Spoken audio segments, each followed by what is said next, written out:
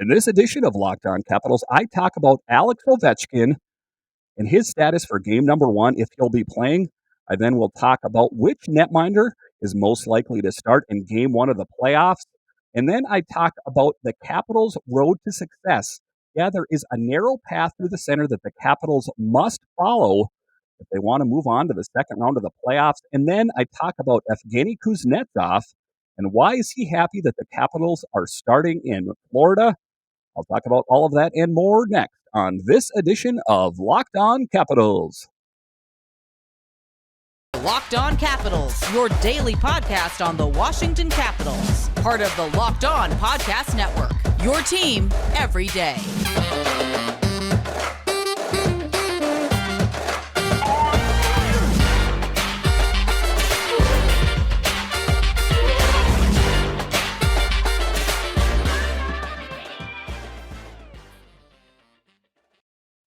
Well, hello and welcome into this edition of Locked On Capitals. I'm so glad you decided to join me today. As always, this podcast is free and available on all the major platforms, including YouTube. And I want to thank you for making Locked On Capitals your first listen or view of the day. My name is Dan Holming. You can find me on Twitter. It's at DanCaps218. You can find the show on Twitter. It's at Locked On Caps. All right, so game one starts tonight. The Washington Capitals versus the Florida Panthers. And, this is going to be a tough one, but I do think there is a path for the Capitals to follow to actually beat this team. I know that on paper and statistically, you're saying, Dan, it's not possible. The Florida Panthers are the President's Trophy winners, but the Capitals have some things on their side. I'll talk about that later in the show. And then later in the show, I'm going to break down the game ahead and the series ahead. I'm going to talk about what the strengths and weakness of the Capitals and the Florida Panthers are. But to start off here, I'm going to talk about just some news around the Capitals today. There's some pressers with Nick Backstrom and Ovechkin talking about what they think about being seated where they are.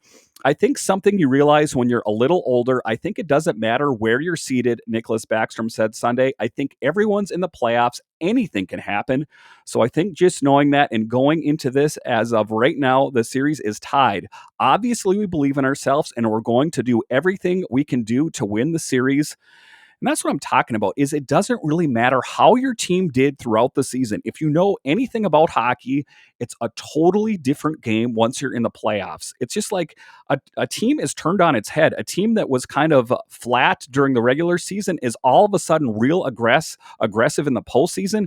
It's most noticeable. I've noticed that even with the Capitals, like the physical presence will get ratcheted up big time. Expect Tom Wilson to be throwing his body around at all the players. Expect Garnet Hathaway to be chirping away like a bird out there. And Anthony Mantha, who is not, typically a big physical presence, you better believe he's going to be dialed in trying to take out those Panthers players, because a lot of a hockey game is like a military maneuver. You almost kind of have to soften your target first.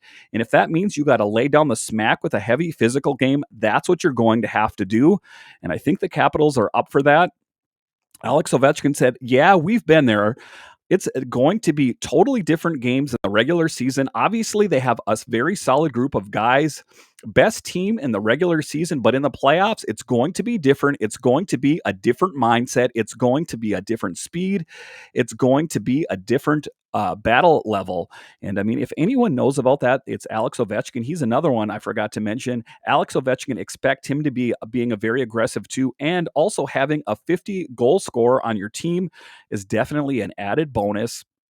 Because that's what I'm talking about, is that, the Florida Panthers, they have a good goal scoring touch, but they do have their weaknesses. We'll talk about that later in the show. But that's the biggest thing, is just kind of getting rid of that mindset, that, we played this way or we played that way during the regular season. Throw all of that out the window. It really doesn't matter, because once you get into the playoffs, it's a totally different game. And, just talking about different things here, what netminder do I think is going to be in game one of the playoffs? And it might come as a bit of a surprise to you based on what I've talked about during the series. I do think that it most likely will be Ilya Samsonov. Why do you say? He's been the most inconsistent. I think that he will be just because he is the better athlete. And, for whatever reason, it seems like the Washington Capitals are all in on Ilya Samsonov. So I would not be surprised to see that he's out there and he gets the start. Now, I think that all the goaltenders are going to be on a short leash, and if you've heard that Zach Fucale got called up, and I know that some people are making more of that than anything, but if they always call up an extra goalie as they hit into the postseason. But that has been something I've talked about all season long, is that they need to give Zach Fucale his shot, and I would not be surprised if you see him in one of these games here, because if you do see any inconsistency in Ilya Samsonov or Vitek Vanecek, it is Zach Fucale time. You can't let your ship go down with the two netminders that have been inconsistent all season long. So I think, what you have to do is give the benefit of the doubt to Ilya Samsonov. If you look at, stats and everything, he is the better goalie physically. He's the better athlete. Now, there's been times that you could say Vitek Vanecek is better, but also Vitek Vanecek doesn't have the sheer athleticism that Ilya Samsonov has. But like I said, I would expect them to be on a short leash. And Peter Laviolette talked about it. He says, I'll keep goaltenders as I did last year, a little closer to the vest. I'll be in conversations with goaltenders. We talk about it as coaches. We go back and forth. We look at history. We go back and look who's playing well in their season, who has played well against Florida down the stretch here, who's done a good job. And that's what you have to do. And I'm sure there's a lot of analytics that play into it. Hockey and sports in general aren't what they once were. It was just kind of gut instinct. Now they have all these different analytics, AWS and all that stuff out there that, can really show which goaltender or which player will succeed in certain situations. So I think that, they're going to use the player that they feel is best to go in there. And if you're just asking me my knee jerk reaction, I think it's going to be Ilya Samsonov who gets the start. Despite what a lot of people think, I think that that's going to be the case. But, just to reiterate, I think he will be on a short leash. Laviolette says, you'd like to see the goaltenders just take off and run. Like I said, during the regular season, that was also the case. But we used both goaltenders. We were able to win a lot of hockey games, have a successful season, somewhat successful with 100 points, utilizing both goalies. Right now, he's day to day. So that's what I'm talking about, is that it's a day to day situation about on who is going to be starting in net. And just kind of what Peter Laviolette is talking about here. The Capitals got to 100 points. Now, we've talked about ad nauseum the problem with the Washington Capitals netminders, but to his point, the Capitals did earn 100 points this year. So, I mean, you're not going to get up to 100 points with really poor goaltending. You would have lost far more games than that. So, just kind of looking at this from a wide lens, you got to look at the goaltenders and say, yeah, there's been some inconsistency there. But I think that, like to get to 100 points, you had to string together some wins in there. So obviously, they got to go with what they have. And like I say, if they falter, it's going to be Zach Fucale time, and it's going to be his time to shine. Because, otherwise they're just going to go down, and the Washington Capitals are going to be setting up tea time. So on the condition of Alex Ovechkin, that's the big news. The biggest news, the marquee news, is if Alex Ovechkin is going to be playing in game number 1. And by all appearances and everything I'm hearing, Alex Ovechkin will be starting game number 1. It seems like most of why he didn't play in the last few games was precautionary. And I think that was ultimately the right move to make. You don't want to have Alex Ovechkin risking any further injury for games that, to be honest with you, really didn't matter that much. I know that there was some better seating in place and stuff like that, but ultimately, I think they made the right move by just, precautionarily speaking, letting Alex Ovechkin sit those out. I know that kind of works against his goal chase with Wayne Gretzky, but you got to kind of put all that stuff to the back burner and concentrate at the task at hand. And the task at hand right now is getting the Capitals through this first round, because the last thing you want to do is be down 1, 2, or 3 games and then try to have to claw your way back into it. And we need Alex Ovechkin out there. There's not another 50-goal scorer on the Washington Capitals that has just that sheer power that's going to, he could be a game changer for the Washington Capitals. I mean, and that's not a novel thing to say. Alex Ovechkin will be revered as the greatest NHL player, at least the greatest NHL goal scorer of all time when it's said and done. So we really need to have them out there. When asked Peter Laviolette about the status of Alex Ovechkin, he said, "Right now he's day to day. He had a good day today. You guys saw him out there. He didn't shy away from anything. So we hope he's keeps moving forward. Obviously, he is the best scorer in the league, and goals are important." Washington defenseman Dmitry Orlov said, "You can see the last 3 games, we didn't score a lot. For sure, we need him as captain, as a leader, as a goal scorer. So we need everybody healthy right now. So it is good." And that he's the captain. He casts a wide shadow. It's not necessarily about his goal scoring touch, which we all know is so spectacular out there. He scored 50 goals this year, his 9th time he's done that. So it's just one of those things that when you see Ovechkin out there, just to kind of take it in, that he's playing, and he's going to be revered as the best Capital of all time, and most likely the best goal scorer of all time. Taking a look at the line rushes today, Ovechkin was on the top line. Ovechkin, Kuznetsov, Sheary, which, I'm not totally crazy about. I know that Sheary's, a pretty good goal scorer, but I like Wilson on the top line, Johansson, Backstrom, and Wilson on the second line, Mantha, Eller, Oshie on the third line, and then Larson, Dowd, and Hathaway on the fourth line. So that's the kind of the grinded out line, the fourth line there. So I guess it's kind of nothing too shocking there as far as the line pairings there. It seems like Wilson and Sheary kind of keep vacillating between the first and second line there.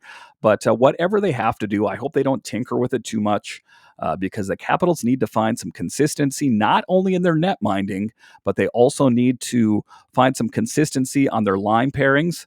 So, and then as I talked about, there's 3 goalies that the Washington Capitals are in Florida: Samsonov, Vanecek, and Fucale. And that's what they're going to run with. Come hell or high tide, that is who the Capitals are all in on. They're all in on those 3 goalies. They didn't make the moves that they needed to move at the trade deadline. So this is what they're set at. They are set with having those 3 netminders. And let's all keep our fingers crossed that everything will go okay. All right, after the break, I'm going to break down the Florida Panthers. Yes, the Florida Panthers team, they're going to be a big opponent, but there is a path down the center at like every great team out there. They have their weakness. They have a weakness in their armor, and we'll talk about that weakness in their armor. But first, our next partner has a product I use literally every day.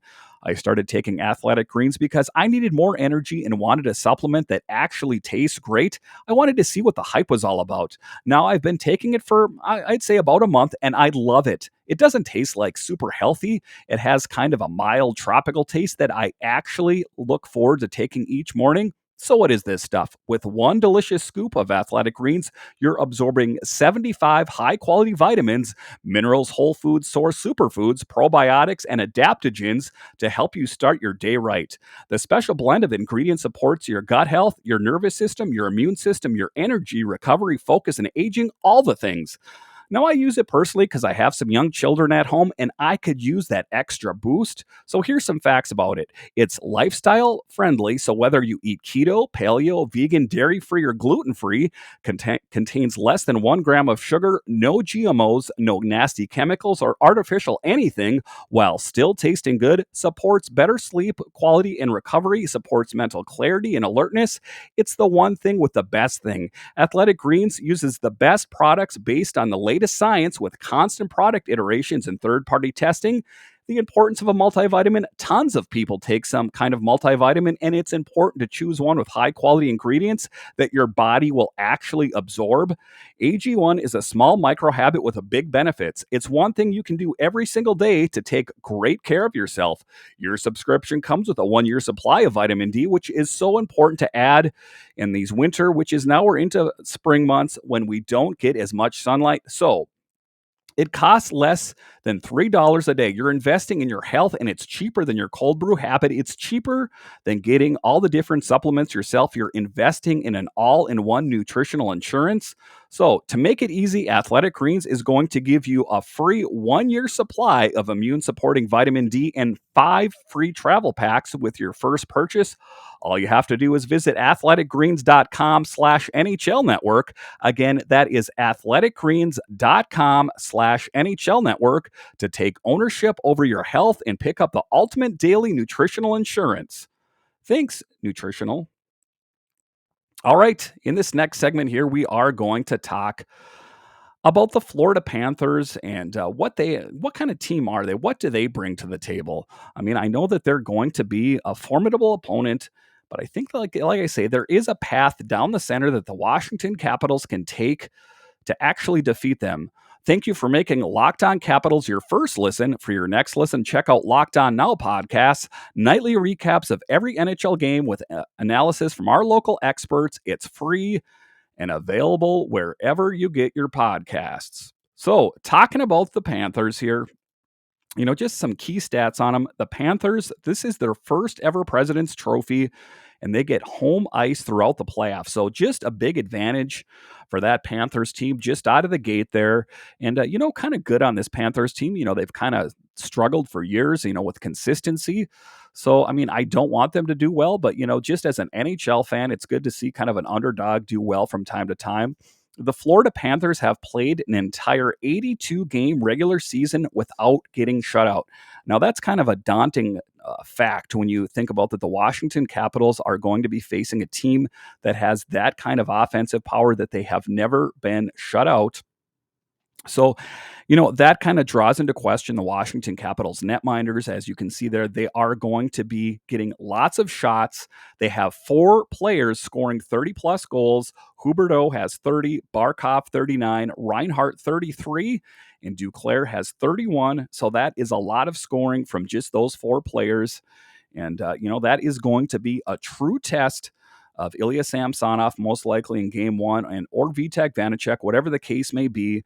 And, that is a bit worrisome just on that side of the coin, being that they have struggled with consistency in their netminder. So I think that the Washington Capitals netminders are going to have to be on their toes.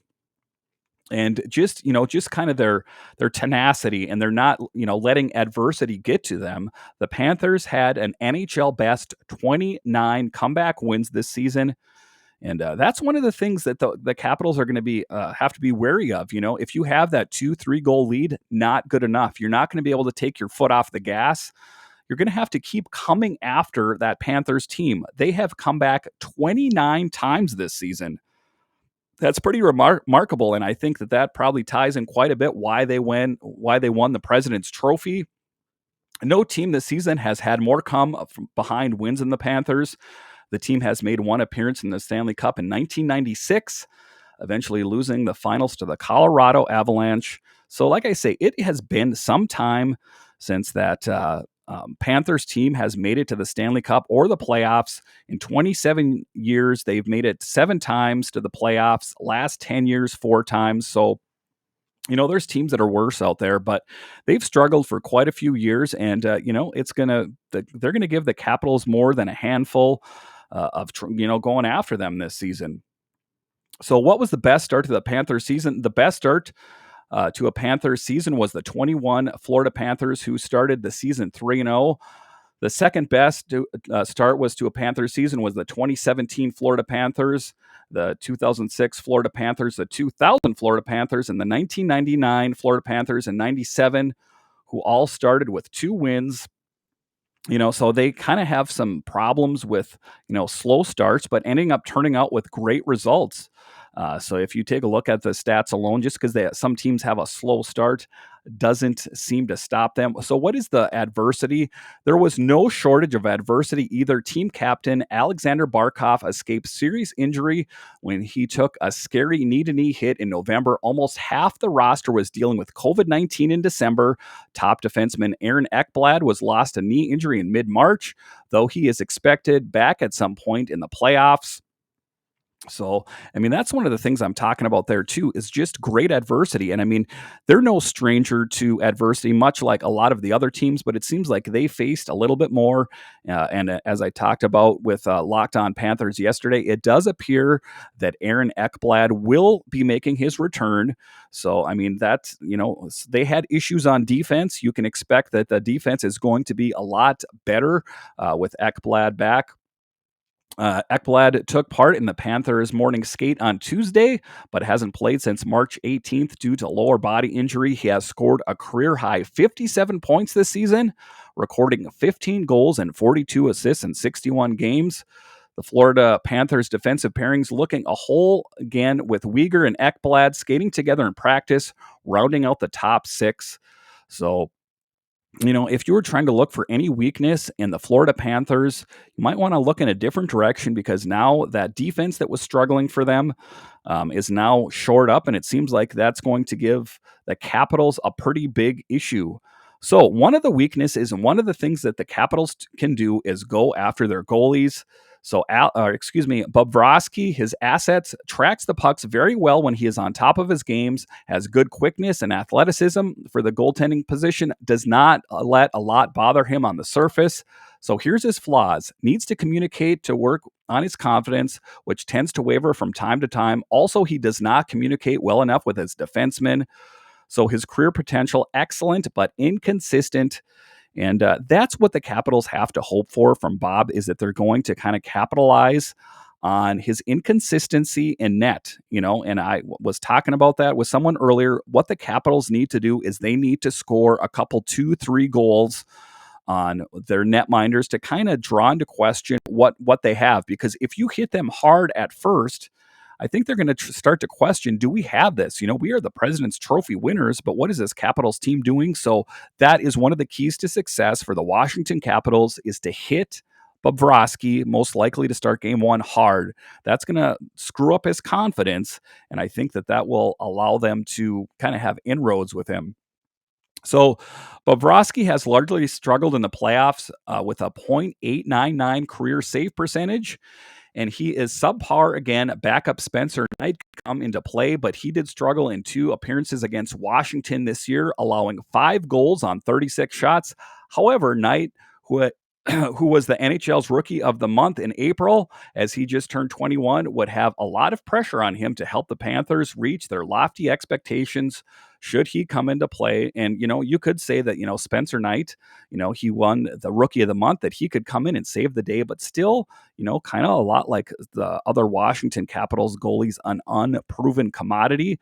So I think they're going to have their hands full with them, but I think that's what they're going to have to do. They're going to have to go after their weakness, and their weakness is in net minding, kind of a lot like the Washington Capitals, and their defense. I still don't think their defense is in top form, and I think that's how the Capitals are going to have to, what they're going to have to do to win against them, is they're going to have to hit them with a strong assault. They're going to have to lay out a heavy physical game. So you're going to have Tom Wilson, Anthony Mantha, Alex Ovechkin, all of those guys just smashing guys into the board, and then have the big guns come out, have Alex Ovechkin come out, have Kuznetsov and Wilson just pelt their netminders with a bunch of shots, exposing a weakness in net, get a 2-3 goal advantage, and that will help the Capitals win this series. I've thought about it. I've looked at different stats on the different goalies and all their strengths and weaknesses. I do think there is a path right down the center. The Capitals can't really waver from the left or to the right of that. They need to go right down the center and hit them with a hard physical game and then pelt them with a bunch of shots. That will be their key to success. That's how the Capitals will move on to the next round.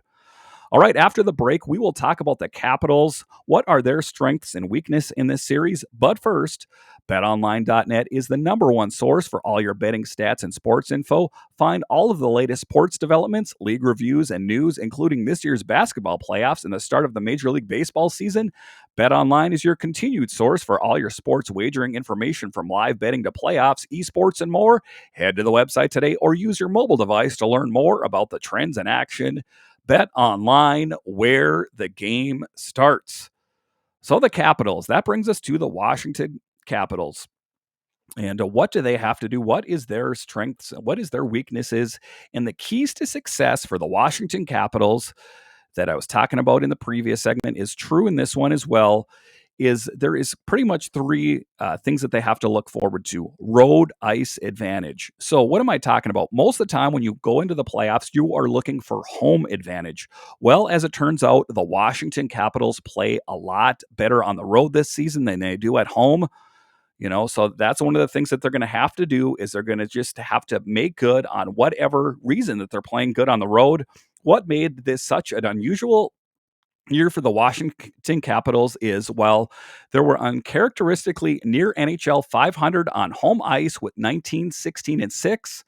On the road, they were 25, 10, and 6, and kind of just an unexplainable phenomenon there. Typically home cooking is what the Capitals are looking for. They play better at home, but it seems like that home cooking made them sick this year, and they like to feast on the road. So the Washington Capitals are going to have to feast on the Panthers as they start off this series in Florida. They're going to have all their fans going and everything, so the Capitals have to keep their eye on the puck and and just use that road success to their advantage. Goaltending needs to be solid. Vanecek is less than spectacular of the tandem, less likely to make the highlight saves, but more likely to allow a series-altering gaffe, as Samsonov did in overtime in Game 3 in Boston. Vanecek finished with a 20-12-6 record mark and a 2.67 goals against average this year, along with a .908 save percentage, while Samsonov recorded a 23-12-5 mark and a 3.02 goals against average with a .896 save percentage. So that's one of the things. Goaltending, one of the things that we've talked about all season long. So that is the key to success. Use the road to your advantage. The Capitals play well on the road. They need one of their netminders to catch fire and to really take the reins of that net and not let go. I don't really care who it is, if it's Samsonov, Vanecek, or Fucale. The Capitals need someone to rise to the challenge.